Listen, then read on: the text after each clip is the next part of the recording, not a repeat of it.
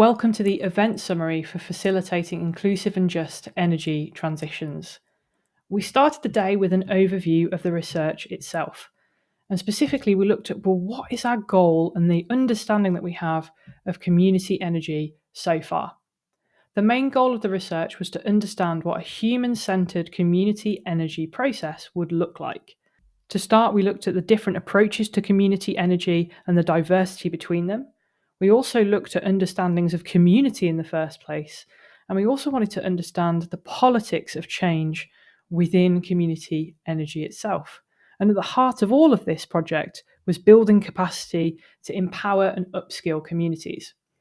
The research was founded on three core pillars of looking at regulation, understandings of community, and also how gender plays into use, engagement, and creation of community energy projects. We summarise that community energy is a conglomeration of social outcomes, the ability to develop resilience, the way to address the climate emergency, and supporting local economies, whilst putting people at the centre of them. But we also recognise that they are precarious because they rely on community participation. We also talked about community energy as being completely central to a just energy transition. So within the community, between communities, and beyond. But we also recognise that community energy is also underpinned by systems of oppression. So our impact strategy for the research was all about transforming the political economy, supporting community energy projects from the ground up, promoting greater gender and social inclusion, ensuring that female engineers get training, developing policy briefs, and also creating the GCIS seal, which we'll talk about in a moment. We then moved on to explore community energy and the Just Transitions agenda with Jakob. We talked about the challenge of community energy and what actually is it, and also the intersectional injustices within which community energy is structurally embedded. So in an African context, we're also dealing with an energy deficit, a food deficit, and a low value added industrialization. We also talked about the trade deficits facing the African context too, such as currency depreciation, the threat of social unrest, and a fuel and food price increase. In fact, there is a $2 trillion neo-colonial wealth extraction from African contexts. So what's the solution to these structurally embedded challenges? Well, we have a renewable energy revolution. And actually, we need the global south to be investing in Africa to help with the infrastructure and policy needed to ensure that community energy can be embedded. So things like food sovereignty, renewable energy sources, infrastructure and policy that adds value, and enabling the structural transformation of global finance architecture to improve the deficits we just spoke about. So just transition then should be based on these principles, that it is African owned, that energy systems are built into development plans, that these energy systems are fundamentally for social good, and that community stakeholders are engaged throughout. So this just transition must be around energy sources and systems that are socially, regionally, and economic specific to the context, and that are technologically adequate, economically viable, environmentally sustainable, and offer inclusive benefits. And communities are the tool to help us achieve this. From there, we moved on to community energy in practice and looking at experiences across Malawi and Mozambique. John talked about the challenges of connecting 236 houses with hydropower. And some of the core learnings was around actually how do you get community buy-in and educate people on how their usage varies and how to use electricity effectively.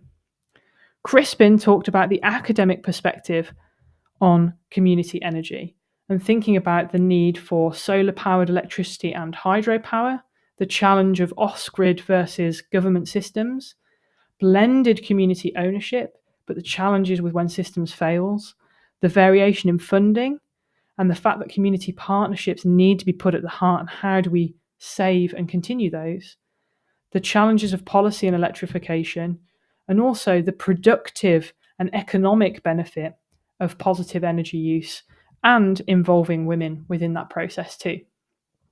Arnold spoke about the Renewable Energy Agency and some of their challenges and impact there. And because most of the communities rely on fire for power, cooking, and lighting, there was an education element there to demonstrate that we weren't damaging our mountain anymore if we were going to use electricity.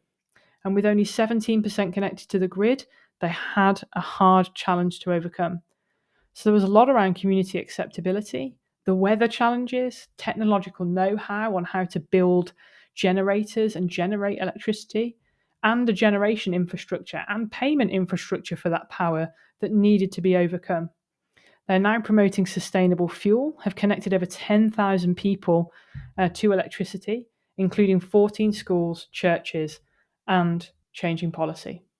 Then Clementina looked at the Mozambique context and around regulatory frameworks.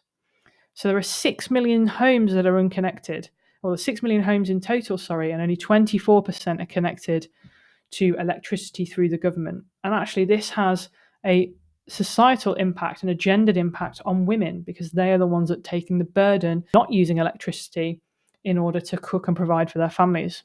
So Clementina is working towards a gender equality and social inclusion seal that includes gender in anything around energy production and consumption. So this is looking at how we can use solar power to improve access, women's abilities to access that electricity, and inclusivity to ensure that however a woman is engaging with electricity, she can use it appropriately and has equal access. We then had a group session where we worked together to understand what our fears are around the future of community energy. So we spoke about the challenge of trying to provide sufficient energy and how it's used, ensuring project continuity. So when researchers are working with community organisations, how can we ensure that's sustained and that there's clear project expectations for each side? We also talked about how we make funding sustainable and pricing sustainable too, and that the community buy-in we get is meaningful. We also talked about the challenge of a lack of political mandate to do this well, especially around gender diversity and inclusion, energy policy, energy in the economy and productivity, funding, and justice. And also the challenges of the technological supply chain. So how can we get generators and the tech that's needed for community energy projects? We also talked about the challenge of power wastage and energy theft in community projects, and the fact that the status quo feels like it never changes, especially around accessibility to clean energy.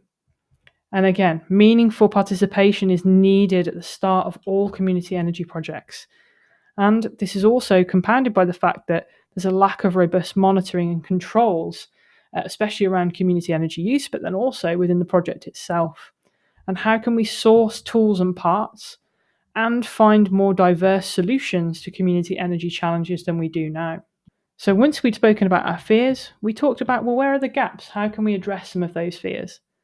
So we talked about, well, who can help us? What can they do? And what are the next steps? So people that are in a position to help us would be anybody with the finance and the decision power to make energy decisions. Data scientists to provide us with the research and data we need to understand energy coverage. Community energy systems that are already out there creating community energy for our populations. Government and policy to make those policy level changes, including energy ministers, community leaders even, from that kind of policy with a small p change at local level. And we also need higher education, research funders and researchers to put more time and effort into community energy research projects. So what can they do? We can empower local developers to create community energy projects themselves. We can improve access to finance. We can use data to make data-driven decisions about where we need community energy projects. We can invest in mini grids and off-grid frameworks to help more rural communities access community energy.